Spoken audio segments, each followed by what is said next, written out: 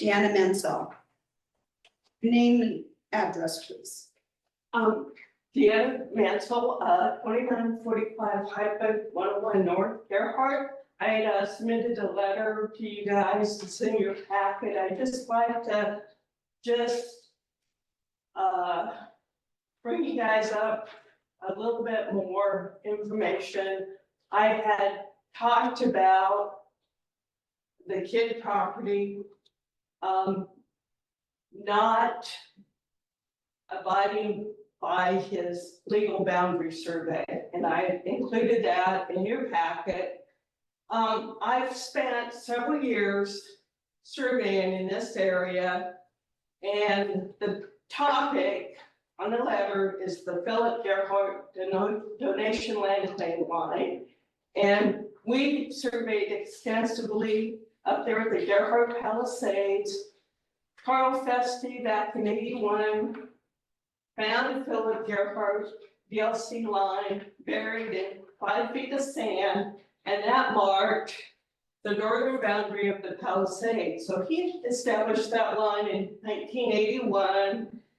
And since then, other surveyors have gone into the Palisades and used the plat dimensions for each one of those lots.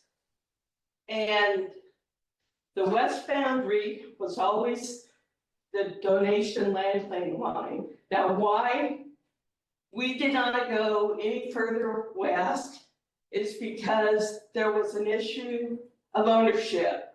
We didn't know if it was owned by the state of Oregon, if it's owned by the city of Gerhart. So we as surveyors deliberately followed the law and did it according to the plat dimensions. So this kid property, I was using Google Earth, and I was able to load maps into Google Earth, and I could draw where the Philip donation land claim line was, and I'd lay it over Google Earth, and I could see that the fence and most of the drain field was way over the line.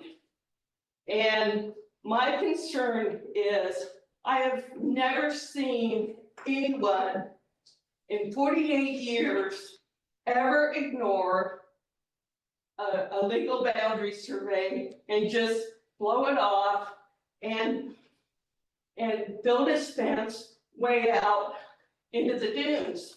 Now, we have people that live in those condominiums, and their drain field is in front of the condominiums. And when kid built his fence down that line, it blocked at septic tank the ability to access those drain fields. They do an annual inspection. The Oceanside and the Pacific Terrace, they all have their drain fields out there. They can't get out there and access. And so what I'm asking this council to study is, you know, the legal ownership.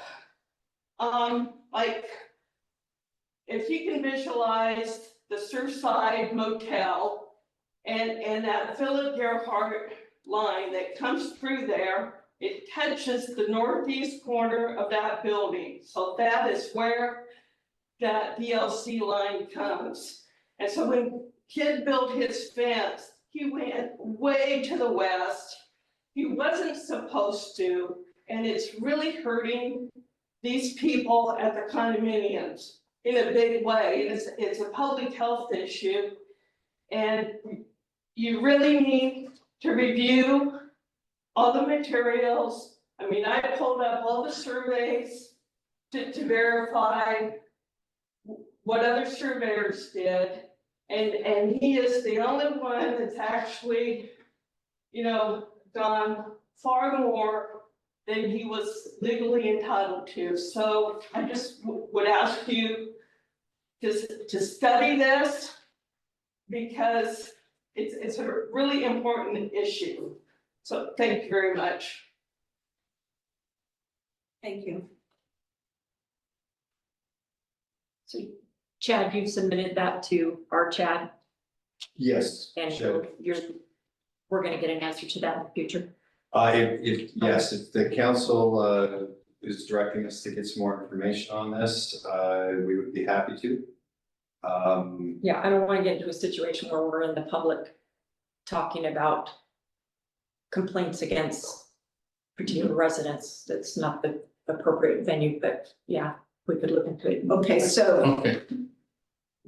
so based on the written, probably as well as what Deanna has just said, we want a consensus from the council. Go ahead. I've got a comment, okay? Number one, 13th Street is basically on private property. It is. All right, to give you some history. When Barney Lucas bought the hotel and the golf course and the Palisades property and the gun club property for Ritchie Development, okay? From the Meyer and Frank Company, and then sold the hotel and the Ritchie Development property to John Osborne and Marshall Leathers. That wasn't even in the city. The city ended at what 10th Street is, or the beach approach, all the way from the beach, all the way across to McCormick Gardens Road. Right?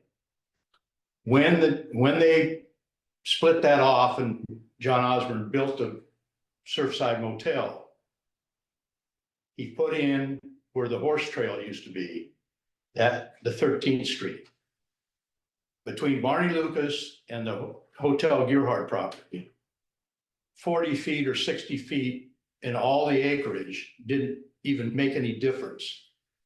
But the people on the southeast corner and Judge Quigley's place and the Palisades, their property line runs 5 feet south of where 13th Street goes down. That's all that was the Palisades property. And it clipped the edge of the Surfside condominiums or the Surfside Motel. Okay? You know, I'd like to correct you on that. Okay, I don't care what Carl Feste found up in the Palisades there. Okay? And until just a minute, Dana. Until 1966, when the controversy in Cannon Beach with Bill Hay and putting posts in the ground there and rope around it for his hotel patrons. And Tom McCall forced the federal government into surveying the entire West Coast. People in the Palisades owned out to the vegetation line. Okay? When they resurveyed the entire West Coast, the people in the Palisades, and unlike Surf Pines, people in the Palisades owned to the vegetation line. When they resurveyed the West Coast, the line between private property and public property, that's the line. And that was in 1967. I have to correct you on that subject. I'm gonna stop right now. Okay, Okay, I just wanna say, if we're going to direct Chad Jacobs to look into this, that's gonna cost us money. So my question, maybe to Chad Jacobs, is this a city matter or is this a civil matter? Or a county matter. The kids' property is in the county. I'm just asking if the city of Gerhart really needs to spend money on this, is all what I'm asking. So is this, That's a valid question. Yeah, it's really a call for you all if you want to spend money on this. I don't think there's any legal obligation to do so. You know, you've been asked this question to the extent that, you know, there's any arguments that there's a city code being violated. the city has discretion about, which code violations it's gonna go after and which it's not, based on budgetary and other concerns. So, it's really up to you. I honestly have not had a chance to really dig into this issue. I know Chad sent me a copy of the letter, but we were waiting honestly to get direction from you all before I spent any time on it. So as not to basically spend money like you're talking about. And so, long-winded way of saying that, no, there's no legal obligation for you to look into this. It's a matter if you want to look to see if there are any code violations and to go after those. To the extent that this is a property line dispute between private property owners, that is a private civil matter. To the extent it's a dispute between whether or not, a property owner has encroached on land that's not owned by the city, that's a matter between whoever that property owner is, whether it's the state government, the county, or the federal government, whomever. It's a matter between them. So unless it's city-owned property or there's a city code violation, that's where we would get involved. And whether to what extent you want to enforce city codes is really discretionary on your part. Okay, so we can either, we can add this to an agenda for the next city council meeting if you want to talk about it. My only question would be, would it be within our purview? If it's not within our purview, then I agree with you. I don't, I believe it is within our purview. We control it in regards to our growth boundary and our zone code. That's where most of this lies. I would wanna know if there's been a code violation myself. Yeah, and it sounds like it's a pretty simple fix. There either is or there isn't, and I rely on Chad to direct us on that. Chad. Yeah, I'm sure you can get through it a lot faster than I could.